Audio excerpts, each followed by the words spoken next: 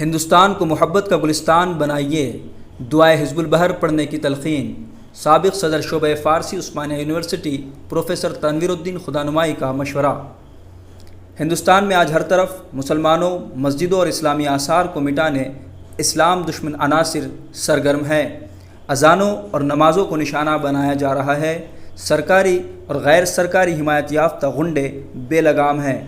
مسلم قتل عام کی کھلے عام دھمکیاں عام بات ہو گئی ہیں۔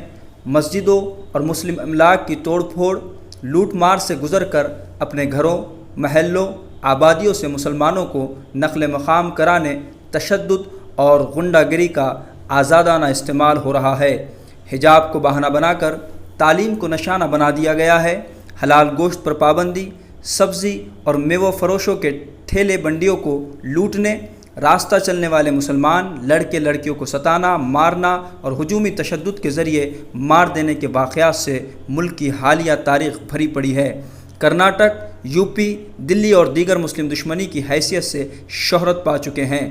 بغور دیکھا جائے تو اس کا تدارک یعنی روک تھام یا نفرتی آگ کو بجھانا سیاست دانوں، دانشوروں اور سماج سدھار تنظیموں کے بس کا روگ نہیں رہا۔ ہندوستان آج نفرت کا آتش کدہ بن گیا ہے۔ اسے محبت کا گلستان بنانا صوفیہ کا کام ہے۔ پروفیسر ڈاکٹر سید تنویر الدین خدانمائی، ڈائریکٹر مدرسہ صوفیہ و سابق صدر شعبہ فارسی عثمانیہ یونیورسٹی نے دعائے حزب البحر کی اجازت یافتہ عامل حضرات سے اپیل کی کہ ملک میں جاری مسلم اور اسلام دشمن ماحول کو محبت، امن و آشتی سے بدلنے فوراً حزب البحر شریف کی انفرادی یا اجتماعی تلاوت کا اہتمام کرے۔ بحیثیت ڈائریکٹر مدرسہ صوفیہ میں تمام مظلوم مسلمانوں کو عام اجازت دیتا ہوں۔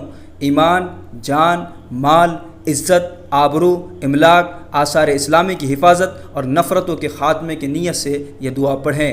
میں مظلوموں، مجبوروں کو بلا شرائط اس کی اجازت دیتا ہوں۔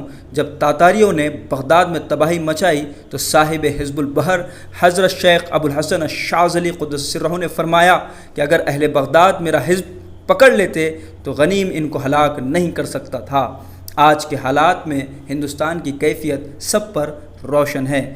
جتنا جلد ہو سکے اس کا ورد شروع کیجیے۔ حزب البحر شریف کو soft copies, PDF file, audio یا ویڈیو فائل میں حاصل کرنے کے لیے رابطہ کریں۔ ہمارے help line what's app number 9346950854 پر یا وزٹ کیجیے ہماری آفیشیل ویب سائٹ www.sofischool.com۔